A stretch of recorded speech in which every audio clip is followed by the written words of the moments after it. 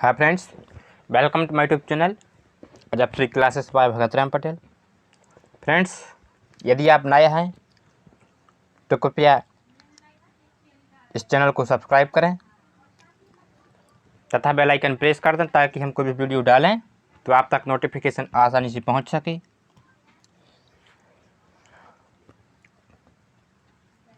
इसके पहले आज हम पढ़ने वाले हैं मध्य प्रदेश की नदियां से संबंधित इम्पोर्टेंट पॉइंट तथा इसके पहले मध्य प्रदेश के दुर्ग, किले, मकबरे सभी वीडियो डाल दिए गए हैं। तो आपने नहीं देखी हैं तो आप हमारे चैनल की प्लेलिस्ट पर जाकर वहां से देख सकते हैं। तथा यह वीडियो आपके लिए बहुत महत्वपूर्ण होने वाला है। यदि आप एमपी पुलिस, एसआई, पटवारी, पीएससी प्री एग्ज़ाम की तैयारी कर रहे हैं तो क्योंकि इन एग्ज़ामों में एमपी नदियों से संबंधित 2 से 3 क्वेश्चन बनते ही रहते हैं। इस वीडियो की पीडीएफ प्राप्त करने के लिए हमारे टेलीग्राम ग्रुप को ज्वाइन करें, जिसकी लिंक नीचे डिस्क्रिप्शन में दी गई है। तथा हम मध्य प्रदेश की नदियां कुछ इम्पोर्टेंट ट्रिक के माध्यम से पढ़ेंगे। आपको मालूम होगा हमारे इस चैनल पर एमपी जीके, हिस्ट्री, ज्योग्राफी, संविधान सभी सब्जेक्ट ट्रिक के माध्यम से पढ़ाए जाते हैं। तो वीडियो आपके लिए बहुत इम्पोर्टेंट होने वाला है, बिल्कुल भी स्किप ना करें, पूरा वीडियो देखें। चलिए स्टार्ट करते हैं। सर्वप्रथम मध्य प्रदेश को नदियों का मायका कहते हैं, क्योंकि मध्य प्रदेश में सर्वाधिक नदियां होने के कारण मध्य प्रदेश को क्या कहा जाता है? नदियों का मायका कहा जाता है। और मध्य प्रदेश की सर्व प्रमुख नदी कौन सी हो जाएगी? जीवन रेखा कहलाने वाली नदी नर्मदा नदी हो जाएगी। मध्य प्रदेश में विंध्याचल पर्वत को भारत का सबसे बड़ा जल विभाजक माना जाता है। क्वेश्चन पूछा जा सकता है आपसे कि भारत का सबसे बड़ा जल विभाजक कौन है मध्य प्रदेश में? तो वह हो जाएगा विंध्याचल पर्वत। ओके, आप चाहें तो पॉइंट नोट कर सकते हैं, क्योंकि ये सभी पॉइंट बहुत ही इम्पोर्टेंट हैं। सबसे पहले नर्मदा नदी।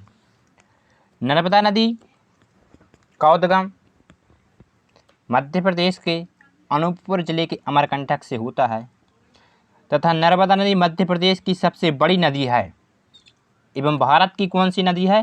5वें नंबर की नदी है। इसे मध्य प्रदेश व गुजरात की जीवन रेखा भी कहा जाता है। मध्य प्रदेश की जीवन रेखा कहलाने के साथ साथ नर्मदा नदी को गुजरात की जीवन रेखा भी कहते हैं। और इसका उद्गम कहाँ से होता है? अनूपपुर जिले के अमरकंटक के मैकाल श्रेणी से होता है। और यहाँ से अमरकंटक नामक स्थान से एक नदी और निकलती है, वो हो जाएगी सोन नदी, जो कि आगे चल के गंगा में मिल जाती है। और जो नर्मदा नदी है यह गुजरात के खंबात की खाड़ी में मिलती है। इसके पश्चात नर्मदा नदी की कुल लंबाई 1312 किलोमीटर है, जबकि मध्य प्रदेश में केवल 1077 किलोमीटर ही बहती है, बाकी महाराष्ट्र और गुजरात में बहती है। नर्मदा नदी मध्य प्रदेश के टोटल कितने जिलों में बहती है? तो नर्मदा नदी मध्य प्रदेश के 15 जिलों में बहती है। और इसके पश्चात यह महाराष्ट्र से होती हुई गुजरात जाती है। और गुजरात में कहाँ खंबात की खाड़ी में मिलती है? भरूच नामक स्थान पर कहाँ मिल जाती है? खंबात की खाड़ी में मिल जाती है। और यह नदी डेल्टा नहीं बनाती है, बल्कि क्या बनाती है? एस्चुरी का निर्माण करती है। और नर्मदा नदी पर सरदार सरोवर बांध बना है। कहाँ? गुजरात के नवेगांव में क्या बना है? सरदार सरोवर बांध किस नदी पर बना है? तो हो जाएगा नर्मदा नदी पर। और इससे 4 राज्य लाभान्वित हो रहे हैं आसपास की, मध्य प्रदेश, गुजरात, महाराष्ट्र और राजस्थान। ये 4 राज्य इससे लाभान्वित हो रहे हैं। बहुत बार एग्जाम में पूछा जाता है कि सरदार सरोवर बांध किस नदी पर बना है? तो नर्मदा नदी पर गुजरात में बनाया गया है। इसके पश्चात नर्मदा पुरुष के नाम से किसे जाना जाता है? अमृतलाल बेगड़ को नर्मदा पुरुष के नाम से जाना जाता है। और नर्मदा नदी की टोटल 41 सहायक नदियां हैं, जिसमें से बाएं तट से आती हैं 22 नदियां तथा दाएं तट से आती हैं 19 नदियां नर्मदा नदी में मिल जाती हैं। इसके पश्चात देखते हैं टोटल यानी कि नर्मदा नदी पर जलप्रपात कौन कौन से बने हैं? कपिलधारा और दुग्धधारा जलप्रपात अनूपपुर जिले में ही बने हैं, जहाँ से नर्मदा नदी निकलती है अनूपपुर जिले से, अमरकंटक से निकलती है। उसके थोड़ी आगे कपिलधारा और दुग्धधारा जलप्रपात बने हैं। धुआंधार जलप्रपात बहुत ही प्रसिद्ध है, भेड़ाघाट नामक स्थान पर बना है जबलपुर में। सहस्त्रधारा जलप्रपात महेश्वर खरगोन में बना है। इसके आगे दर्दी मानधार ये सभी जलप्रपात नर्मदा नदी पर ही बनाए गए हैं। इसके किनारे बसे प्रमुख शहर कौन कौन से हो जाएंगे? एक तो अमरकंटक हो जाएगा, डिंडोरी, जबलपुर, क्योंकि भेड़ाघाट के पास दुग्धधारा धुआंधार जलप्रपात बना है। नरसिंहपुर, होशंगाबाद, मंडला, ओमकारेश्वर, महेश्वर, हंडिया, बड़वाह, बड़वानी बहुत ही प्रसिद्ध हैं, ये इम्पोर्टेंट हैं, याद रखना है। तो ये सभी शहर कहाँ बसे हैं? नर्मदा नदी के किनारे बसे हैं। इस नदी पर प्रमुख बांध इंदिरा सागर बांध है, जो वो कहाँ है? खंडवा में बना है। जबकि जो सरदार सरोवर बांध है ये कहाँ पर बना है? नवेगांव, गुजरात में बनाया गया है। और जो माहेश्वर परियोजना है ये कहाँ चल रही है? महेश्वर खरगोन में चल रही है। जबकि बरगी परियोजना कहाँ पर है? यह है बरगी, जबलपुर में। और भेड़ाघाट भी कहाँ पर है? जबलपुर में स्थित है। सभी पॉइंट बहुत ही इम्पोर्टेंट हैं, वीडियो पूरा देखें, बिल्कुल भी स्किप ना करें। आगे चलते हैं। सेकंड नंबर हो जाएगा हमारी ताप्ती नदी। देखते हैं ताप्ती नदी के बारे में इम्पोर्टेंट पॉइंट। ताप्ती नदी का उद्गम कहाँ से होता है? बैतूल जिले के मुलताई नामक स्थान से होता है। इसको कैसे याद रख सकते हैं? ताप्ती ताई, है ना, ताप्ती ताई 2-3 बार बोलोगे आसानी से याद रखोगे। ताप्ती ताई तो याद आ जाएगा कि ताप्ती नदी का उद्गम मुलताई नामक स्थान से होता है। और इसकी कुल लंबाई कितनी है? 724 किलोमीटर है। ताप्ती नदी नर्मदा के समानांतर बहने वाली नदी है। नर्मदा नदी भड़ोच नामक स्थान पर खंबात की खाड़ी में मिलती है। और ताप्ती नदी मिलती है सूरत, गुजरात राज्य के सूरत में। कहाँ मिल जाती है? खंबात की खाड़ी में मिल जाती है। ओके, सभी पॉइंट इम्पोर्टेंट हैं। यह मध्य प्रदेश, महाराष्ट्र, गुजरात होते हुए सूरत के निकट खंबात की खाड़ी में मिल जाती है। अभी पॉइंट डिस्कस किया है। इस नदी पर मध्य प्रदेश और महाराष्ट्र की संयुक्त परियोजना अपर ताप्ती और लोअर ताप्ती चलाई जा रही हैं। और यदि इस नदी के किनारे बसे प्रमुख शहर कौन कौन से हो जाएंगे? ताप्ती नदी के किनारे पहला तो मुलताई से निकलती है, सेकंड हो जाएगा बुरहानपुर, नेक्स्ट हो जाएगी हमारी नदी चंबल नदी। चंबल नदी बहुत ही प्रसिद्ध है। मध्य प्रदेश और राजस्थान की सीमा कौन सी नदी बनाती है पूछा जाएगा एग्जाम में, तो वह कौन सी नदी होगी? चंबल नदी। ओके, इस नदी का उद्गम इंदौर की महू तहसील के जानापा पहाड़ी से होता है। इसको कैसे याद रख सकते हैं? भाई चलते किससे हैं? पाँव से चलते हैं ना। किससे चलते हैं? पाँव से चलते हैं। तो चंबल यानी कि पाँव, यानी पाँव, जानापा। ओके, आशा करते हैं याद होगा। फ्रेंड्स, यदि आपको हमारी ट्रिक पसंद आ रही हैं तो कृपया लाइक, कमेंट और सब्सक्राइब जरूर करें तथा कमेंट में बताएं कि आपको ट्रिक कैसी लगती है, पसंद आ रही है। और यदि अपनी कोई राय हो तो कमेंट में बता सकते हैं। फ्रेंड्स, आप कमेंट नहीं करते, बताते नहीं हो, सिर्फ वीडियो देख बस लेते हो। बहुत मेहनत लगती है वीडियो बनाने में, तो आप कमेंट में ज़रूर बताएं कि वीडियो कैसा लगा।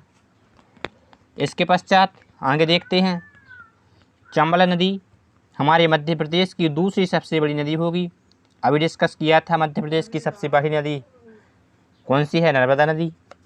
चंबल नदी को चरमावती और महाभारत में पूर्णा क्या कहा गया है, पूर्णा कहा गया है चंबल नदी को महाभारत में।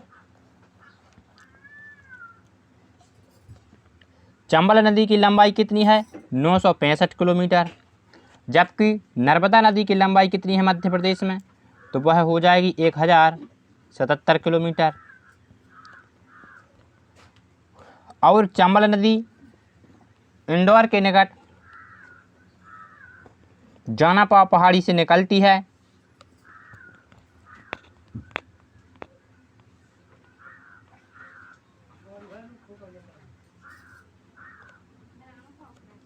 और इसके पश्चात यहाँ पर इटावा के पास, उत्तर प्रदेश में इटावा के पास किस में मिल जाती है, यमुना नदी में मिल जाती है। निकलती कहाँ से है, इंदौर की महू तहसील के जानापा पहाड़ी से निकलती है, उत्तर प्रदेश के इटावा में यमुना से मिल जाती है। सभी पॉइंट याद रखना है। और 965 किलोमीटर इसकी क्या है, लंबाई है। पूछा जाएगा चंबल नदी की लंबाई कितनी है, 965 किलोमीटर, जो कि मध्य प्रदेश की दूसरी सबसे बड़ी नदी है। चंबल नदी के द्वारा मुरैना में सर्वाधिक मृदा अपरदन किया जाता है। ये भी पॉइंट बहुत बार एग्जाम में पूछा गया है, याद रखें। ओके, आशा करते हैं समझ आ गया होगा। बढ़ते हैं नेक्स्ट वीडियो, नेक्स्ट आगे। चंबल नदी मध्य प्रदेश और राजस्थान की सीमा बनाती है। ओके, उत्तर प्रदेश में प्रवेश करती है। आपसे पूछा जा सकता है कि चंबल नदी मध्य प्रदेश में कितनी बार प्रवेश करती है, तो 2 बार। इसकी प्रमुख सहायक नदियां काली सिंध, क्षिप्रा और पार्वती हो जाएंगी। काली सिंध कहाँ से निकलती है, काली सिंध निकलती है देवास जिले के बागली गांव से। कहाँ से, देवास जिले के बागली गांव से। ओके,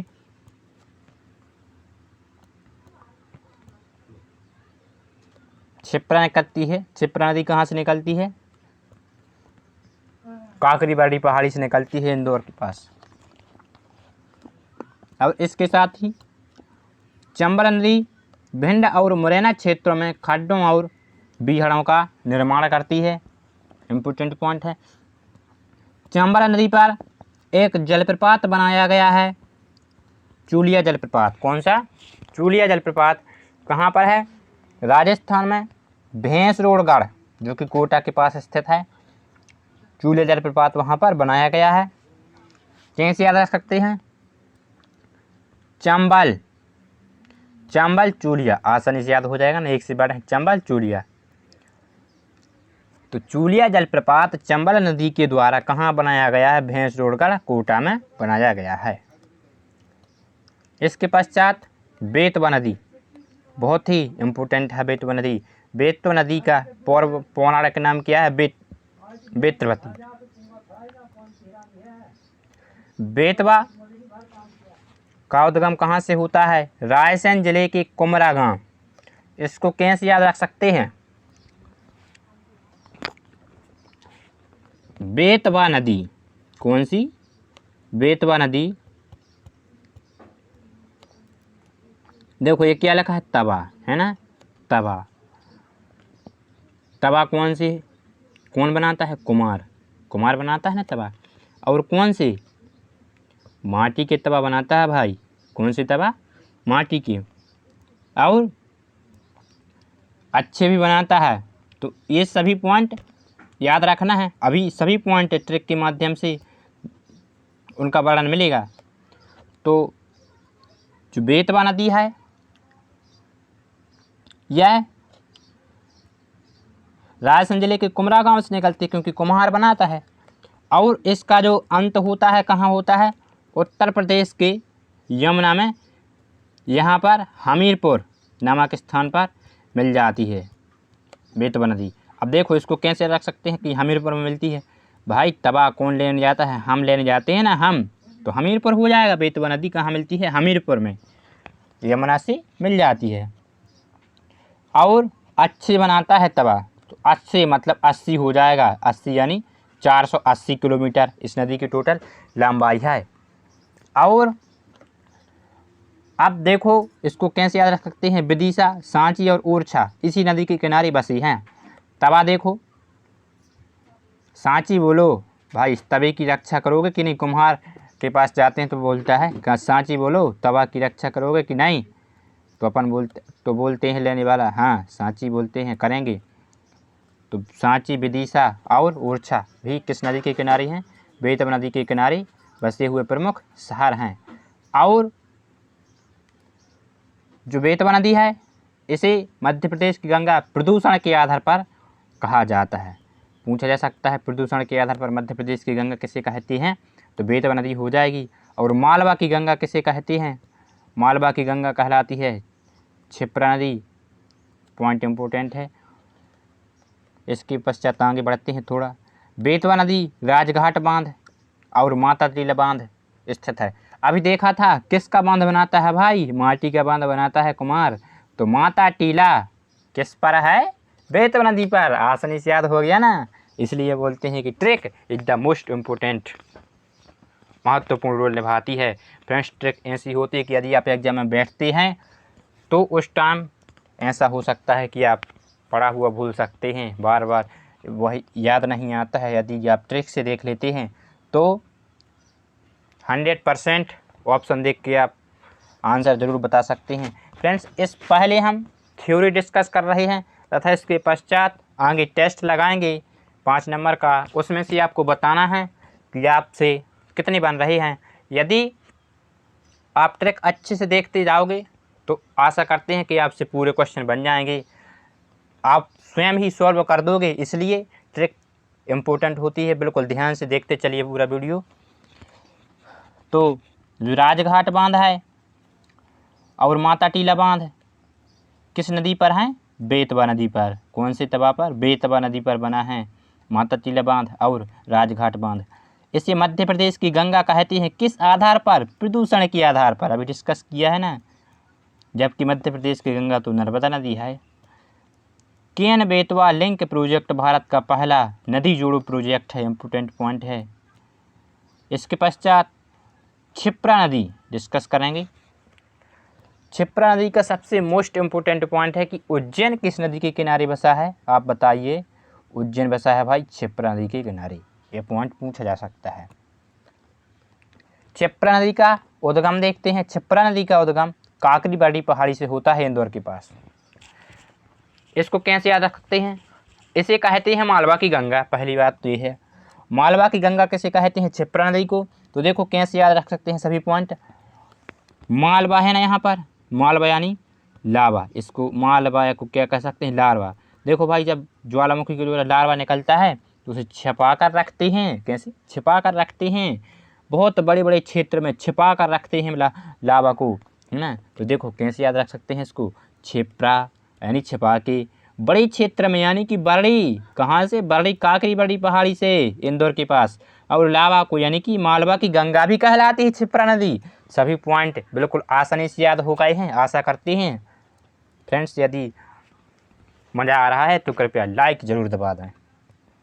नेक्स्ट आगे बढ़ते हैं।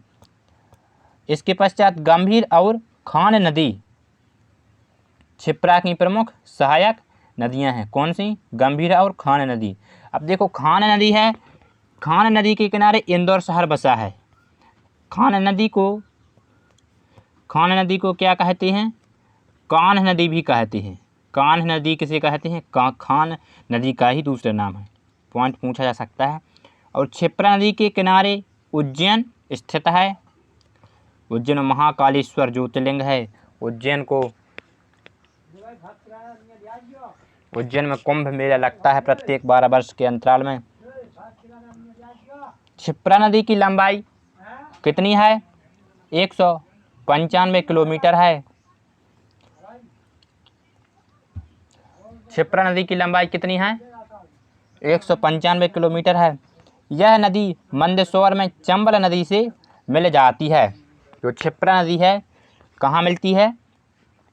चंबल नदी में मिल जाती है। देखते हैं कहाँ है चंबल।